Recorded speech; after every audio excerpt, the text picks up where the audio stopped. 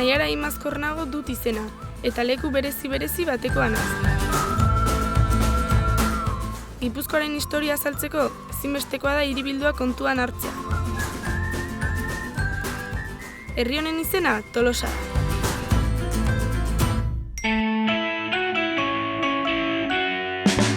Hasteko, tolosar guztientzat oso leku berezi hautatu dut, Uzturre.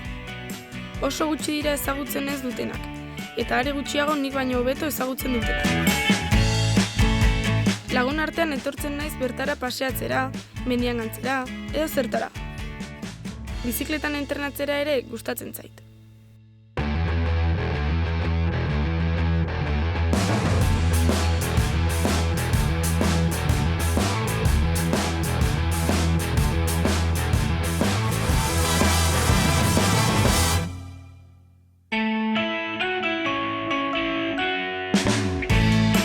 Nire beste zaletasunetako bat sukaldaritza da. Beti topatzen dugu aitzakiren bat elkartzeko eta mailaren inguruan gauzatzeko. Eta Tolosan gainera, beti badago zer ospatu. Mundu osoan ezagunak gara gauza askorengatik. Gure ohiturengatik, gure babarrunengatik, gure teia eta zigarrotxoengatik, gure paper industriagatik, gure txapelengatik, gure merkataritzagatik. Baina ziur nago, susmatu ere egiten ez ditugun gauzak gertatzen direla Tolosan. Eta beraz, horiek nirekin ezagutzera gonbidatzen zaituztet. Ez dizuet kontatu, baino txikitatik piza muntaketaren zalea izan naiz.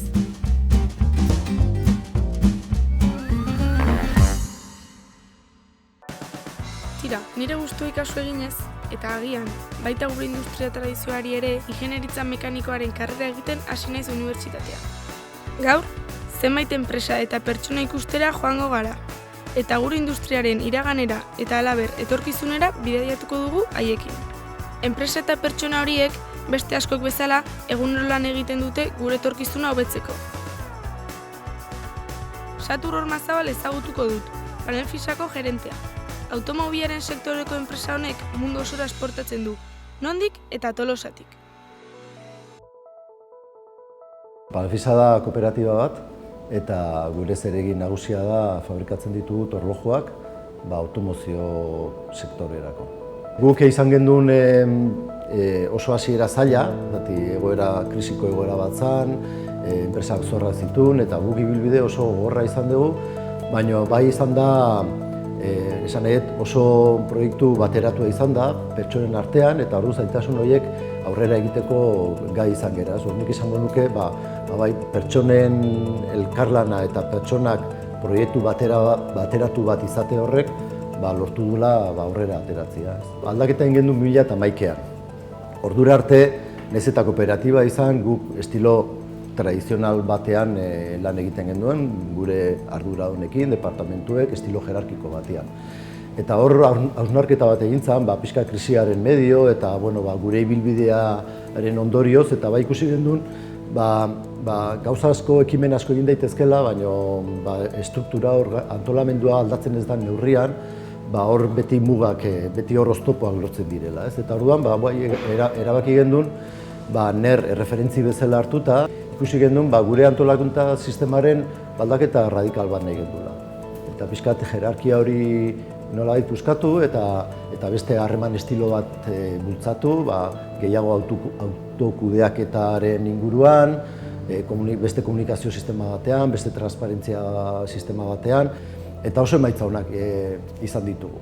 Batez ere enpresalki. Guk 2007 urteetan salmentak bikoiztu egin ditugu, krisi epoka batean. Ginean 75, 70 inguruan, eta orain ia 110 pertsona gaude hemen Tolosan, planta bat iriki dugu Mexikon, orain dela 3 urte, balio erantziko produktu batzuk linea bat iriki dugu orain dela ere 3-4 urte. Panelfisa ez daukaz ikusirik orain, orain dela 7 urte, 8 urte zanarekin. Tolosan gauza asko egiten da borondatez.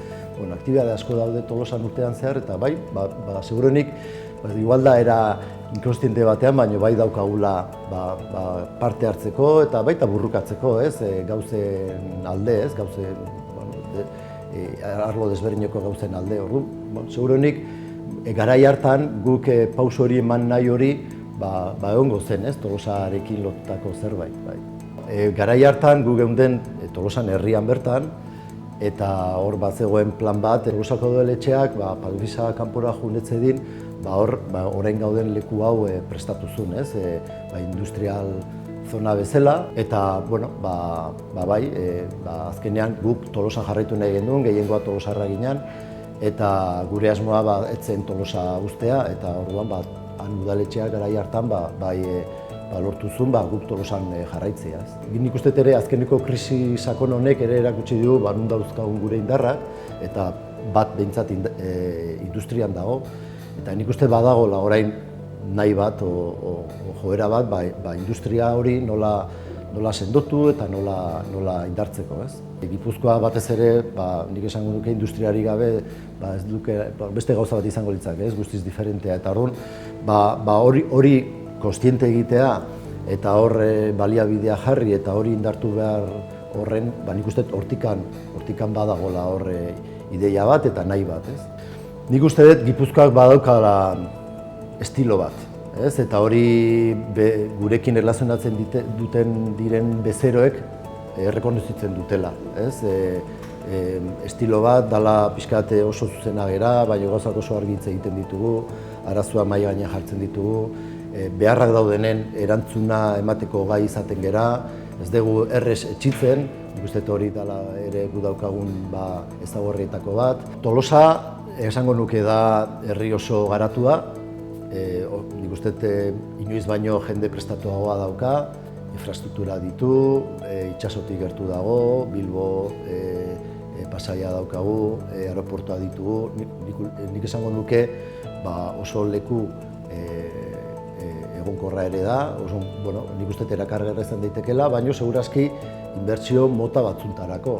Ez dut uste hemen izan beharko lirateke teknologia puntako inbertsioak erakartzeko edo balio erantziko proiektuak erakartzeko. Baina nik uste bai dauzkala baldintzak hori leku erakargarria izan dadin.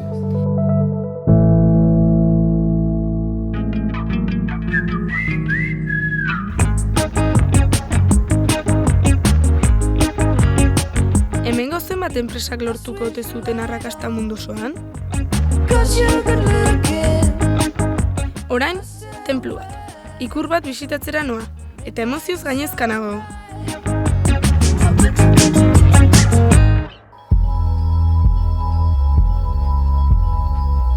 Dentro de la cultura de Euskal Herria, pues es la referencia, digamos, del artículo más representativo, la txapela.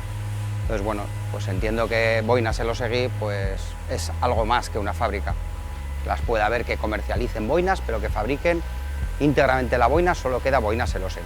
Y en Europa también quedamos contados. Tolosa lo ha demostrado a lo largo de muchísimos años que además de tener, pues bueno, todos conocemos el contacto con las alubias, con las guindillas, con los carnavales, siempre tiene vínculos con cosas más folclóricas si cabe, pero todos conocemos la industria que ha habido alrededor de Tolosa, no de ahora, de hace muchísimos años, momentos de las papeleras, los auxiliares que a través de las papeleras se generaron, empresas auxiliares que se generaron, el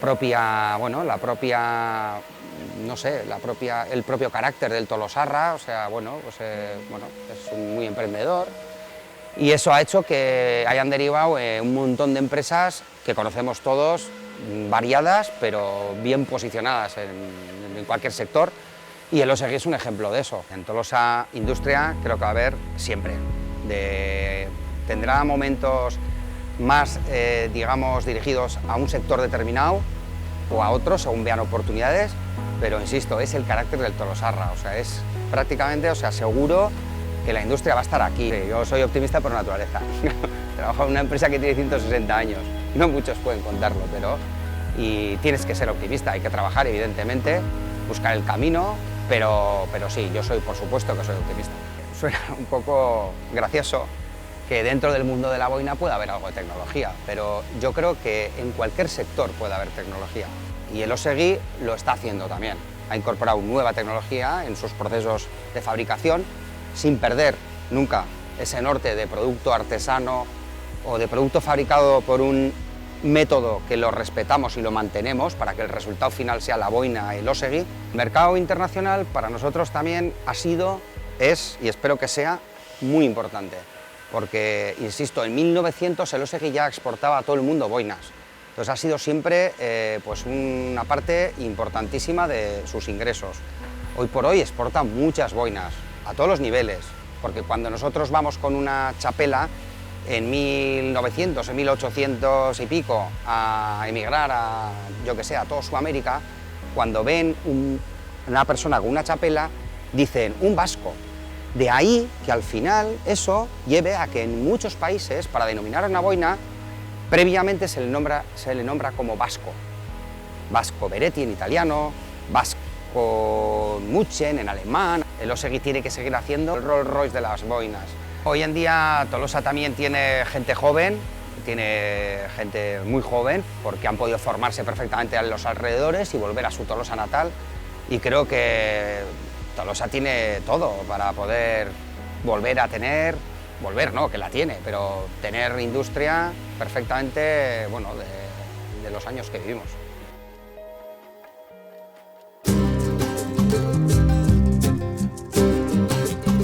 Txapela buruan eta ibili munduan.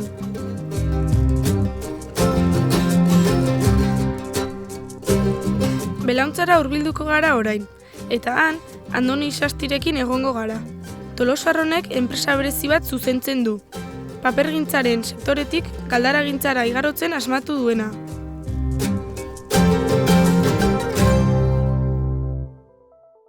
Guk hemen Kadinoxen piezak fabrikatzen ditugu, metalezko piezak, prozesu guztiak txapa etortzen den momentutikan moztu, konformatu, soldatu, azaleko prozesuak eta baita ere mekanizazioa ahalik eta balio erantsi handien emateko klienteari. Tamaina ertaina handiko piezak dira eta konplexidade handizkoak dira ere.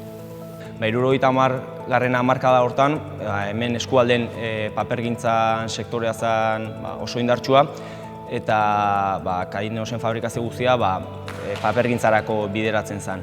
Baina, urtek aurrea junala, sektorea indarra galtzen juntzan, orduan Kadinoxen biziraupena bermatzeko beste sektore batzuk bilatu behar izan ziren, beste merkatu batzuk. 2012-2013 urtean, hasi ginean denon parte hartzean, bai bisioa zartzen, estrategia markatzen eta denen parte hartzea bultzatzen era kolektibo eta partizipatibo batean. Nik ez daukat dudarik emaitza ekonomiko onak lortzeko ezinezkoa dela pertsonangan konfiantza osoz jokatu, taldeak bultzatu, eta hori da gure funtzioa, enpresa bezala, lider bezala eta talde bezala hemen egiten ari garena. Azkenen gure aldaketa honek pasatzen dolako prozesu industriala edo fabrikazioa emaitza hori bilatzea zentroa izatetik pertsona zentroan jartzera, hau da, garrantzia pertsona ematen zaio, pertsonen ongizate eta beraiek egiten den lanketai. Animatuko nituzke enpresa guztik probatzea zer den pertsonei inportantzia ematea eta fokoa pertsonetan jartzea piezetan edo emaitzetan jarri beharren. Ze pertsonak ongi baldin badu eta talde bateko ongi funtzionatzen badu, emaitzak bakarrik etortzen dira eta asko hobeagoak dira gaina. Esango nuke gure baloreak, gure oinarriak balio handikoak direla mundu industrialean gaur egun eta hori leku askotan horrela ikusten dute ere. Nik ez daukat dudarik industria munduan asko eta ondo baloratzen gaituztela. Gure esportazio maila egitaz naiz eta ofizialki zifra 1,45 den egitaz gure produktuan ia 100% da munduan zehar banatzen dena. Guk eskaintzen duen soluzioak die konplexidade maila oso altukoak eta horrek ekartzen dona da munduan zehar dauzkegun bezero guztik guregana etorri izana, ez? Azkenen zailtasun handiko piezak dielako eta balio erantsi asko dauken produktua delako. Guk egiten ditugun piezak o proiektuak hainbat hilabete edo urtetako dira, orduan prozesu hortan bezeroarekin etengabeko harremana edukitzen dugu, jarraipen bilerak eta jarraipeneko argazki bidaltzen dugu, orduan nolait esateko bezeroa lasai dago, badakilako beraien piezak nola joa zen, garaiz iritsiko dien edo ez, eta ez hori bakarrik baizik eta arazo bat daun momentun ez dio aurkezten arazo bat, baizik eta arazo bat daun momentun beti soluzio batekin goaz. Orduan, nolait esateko leialtasun hori eskaintzen jau, eta zalantzari gabe bakiu mundu mailan bezerok hori asko baloratzen dutela. Azkenen, reinventatzea edo eraldaketa hori bultzatzea eta zuk ikuste egunetik egunea zoazela zailtasun gehiagoko proiektuetan sartzen, teknologia berrikoak integratzen eta bide hortan bultzaka bai dela hola nola bat esateko ahorrotasun puntu bat, esan, bihaze potentegan, ematen du hemen mendi baten gordeta gaudela, baina etortzen dien mundu guztitik gure gana gure produktuan bila. Nik uste gaur egungo gazteriak ametsak dituela, guk bere garaian eta gure zaharrak eduki zituzten bezala. Gaur egungo ametsak desberdinak dira eta gaur egungo aukerak ere desberdinak dira, baina dauzkaten baloreak benetan oso onak dira. Garbi dago gure aiton amon edo gurasoen ezagutzak hor daude, baina beti gu gaude orainak aginduta nolait etorkizunea behi da, ikasitako horri zerbait gehiago aportatzen, etorkizunea behi da pieza komplexuok eta zailagoak lortzeko, azkenen evoluzioan parte da. Gipuzkoarekin bai optimista naiz, azkenen industria oso potentea delako, makina herramienta oso indartsua dago, prozesu industrialak eta oso aurreratuta dauzkeu, oso teknologia puntako daukeu mundu mailan, eta aparte laneko kultura, gure ADN-en txertatutan kultura izugarrizkoa da. Oso jendeak laneako prestutasuna handia dauke, oso jende langilea da, ongi hezkuntza maila oso altu da, eta ongi prestatutako gazte pila daude, eta hor kriston indarra da aurrera behi da. Harro sentiarazten nau mundu hobea, aberatsagoa, zuzenagoa eta eskuzabalagoa egiteko gaitasuna duten pertsonaz inguratuta egoteak. Tolosan egindako bidaia hau, iragana eta etorkizuna aldi berean ikustea bezalakoa da. Sentsazio zaharrak berritu ditugu. Gure aitonen garaiko metal usaina hartu, munduko txapel artisau ospetsuenen sehaska bisitatu, baita sentsazio berriagoak ere. Duela urte gutxi imaginaezinak ziruditen pieza mekanizatu erraldoiak ikusi baititugu. Tolosa handi bilakatu zuten haien lekukoa hartu duten gazte prestatuak. Eta uste dut, hementxe, asko mugitu gabe, etorkizun handi bat izan dezakedala. Esku honetan gaudela uste dut, Tolosak indar handiz jarraitzen baitu, betidanik egin duen moduan. Agur esango dizuet Uzturretik, gure mendi maite honetatik. Bertatik, ikus baitezakegu gaurko Tolosa hau, baina baita atzoko irudikatu, eta biharkoaren lehen oinarriak jarri ere.